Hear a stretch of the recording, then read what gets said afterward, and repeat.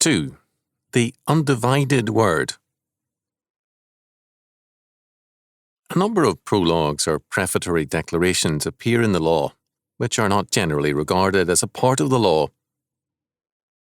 Calvin called these passages the preface to the law, which in an accurate sense they are, but they are equally a part of the law, the first commandment in particular, because they affirm the exclusive nature of the one true God and bar from the allegiance of Israel all other gods.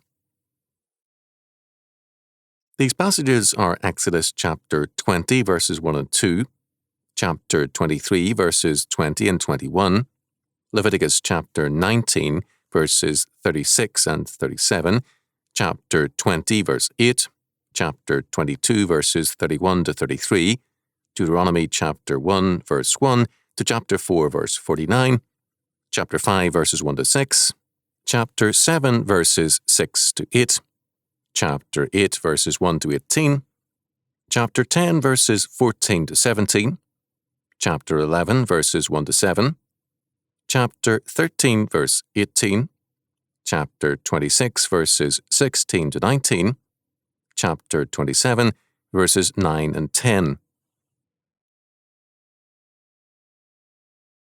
First, the premise of commandments is asserted, even as in the Shema Israel, that God is the Lord, Jehovah or Yahweh, He who is, the self-existent, absolute and eternal one. And second, that Israel stands before God because of His electing grace. And God spake all these words, saying, I am the Lord thy God, which have brought thee out of the land of Egypt, out of the house of bondage. Exodus chapter 20, verses 1 and 2. And Moses called all Israel and said unto them, Hear, O Israel, the statutes and judgments which I speak in your ears this day, that ye may learn them, and keep and do them. The Lord our God made a covenant with us in Horeb. The Lord made not this covenant with our fathers, but with us, even us, who are all of us here alive this day. The Lord talked with you face to face in the mount, out of the midst of the fire. I stood between the Lord and you at that time, to show you the word of the Lord, for ye were afraid by reason of the fire, and went not up into the mount, saying, I am the Lord thy God, which brought thee out of the land of Egypt, from the house of bondage. Deuteronomy chapter 5, verses 1 to 6. But the Lord hath taken you, and brought you forth out of the iron furnace, even out of Egypt, to be unto him a people of inheritance, as you are this day. Deuteronomy chapter 4, verse 20. In these and many of the other passages cited above, the sovereignty of God and His electing grace are declared. In Deuteronomy chapter 5, verse 3, the fathers who perished in the wilderness, while outwardly of the covenant, are excluded from it by God's declaration. The covenant is with us, even us, who are all of us here alive this day. Those who perished had been cut off from God by their unbelief. The people of inheritance, Deuteronomy chapter 4, verse 20, are the believing Israelites.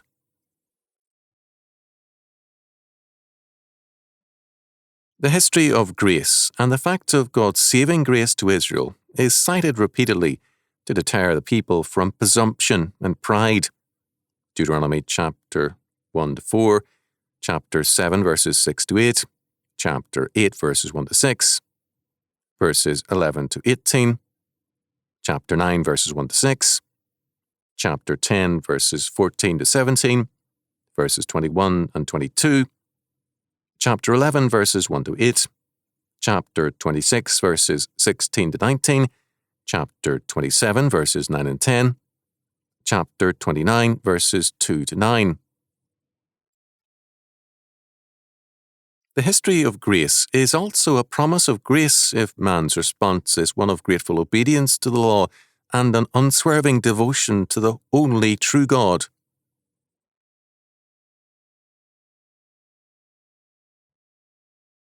Third, the angel of the Lord will go before his people to keep them and deliver them. Behold, I send an angel before thee to keep thee in the way, and to bring thee into the place which I have prepared. Beware of him, and obey his voice. Provoke him not, for he will not pardon your transgressions, for my name is in him. But if thou shalt indeed obey his voice, and do all that I speak, then I will be an enemy unto thine enemies, and an adversary unto thine adversaries. For mine angel shall go before thee, and bring thee in unto the Amorites, and the Hittites, and the Perizzites, and the Canaanites, the Hivites, and the Jebusites, and I will cut them off. Thou shalt not bow down to their gods, nor serve them, nor do after their works, but thou shalt utterly overthrow them, and quite break down their images. And ye shall serve the Lord your God, and he shall bless thy bread and thy water, and I will take sickness away from the midst of thee. There shall nothing cast their young, nor be barren in thy land. The number of thy days I will fulfill. I will send my fear before thee, and will destroy all the people to whom thou shalt come, and I will make all thine enemies turn their backs unto thee. And I will send hornets before thee, which shall drive out the Hivite, the Canaanite, and the Hittite from before thee. I will not drive them out before thee in 1 year, lest the land become desolate, and the beast of the field multiply against thee. By little and little I will drive them out before thee, until thou be increased, and inherit the land. And I will set thy bounds from the Red Sea, even unto the sea of the Philistines, and from the desert unto the river. For I will deliver the inhabitants of the land into your hand, and thou shalt drive them out before thee. Thou shalt make no covenant with them, nor with their gods. They shall not dwell in thy land, lest they make thee sin against me, for if thou serve their gods, it will surely be a snare against thee. Exodus chapter 23, verses 21 to 33.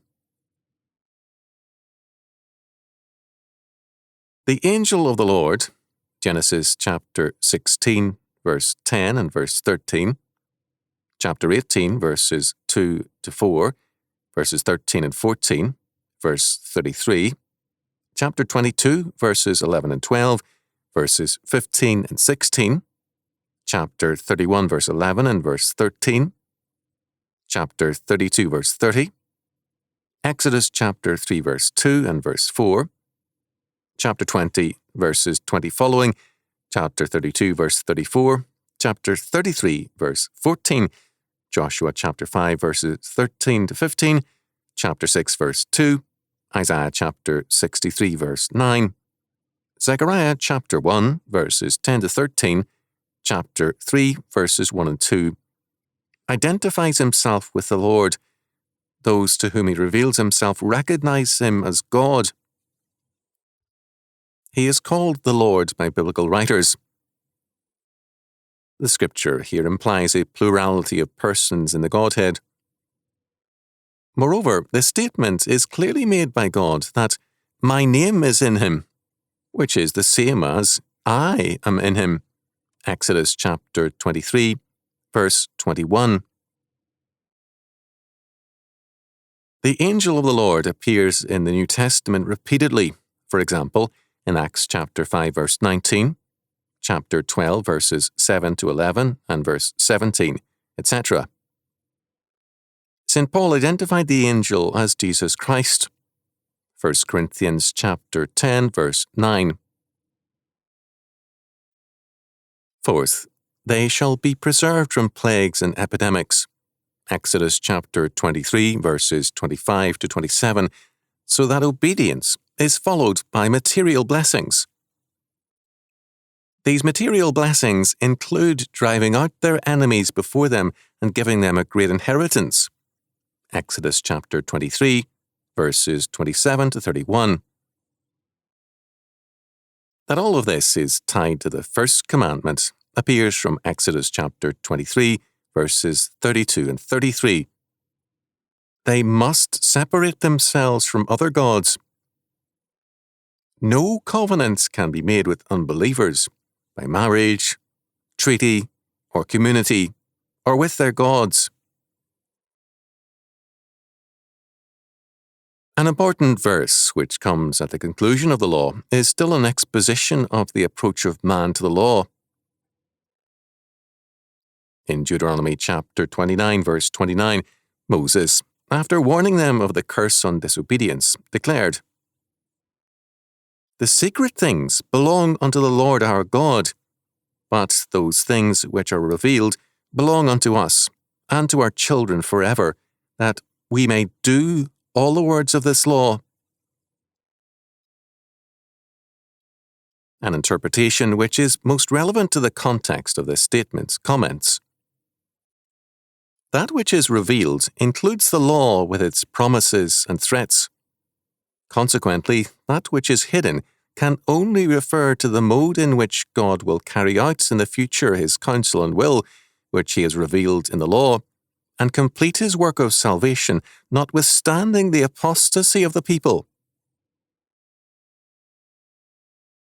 This means, fifth, that the law, God's revelation, has behind it God's secret will, whereby his counsel shall stand, and man's rebellion shall be confounded, to the triumph of his kingdom in his own time and way. In brief, the law is revealed. The fulfillment of the law is assured because God is God. The mode and time is extensively hidden. The court is called by God, not by man. Sixth, the law is one undivided word. "Ye shall not add unto the word which I command you, neither shall ye diminish aught from it, that ye may keep the commandments of the Lord your God, which I command you." Deuteronomy chapter 4, verse 2.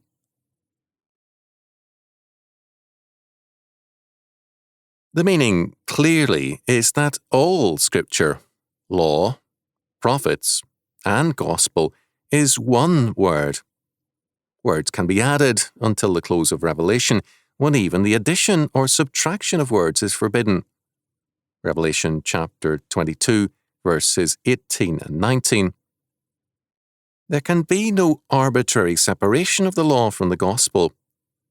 One God means one word. To divide the word is to deny God.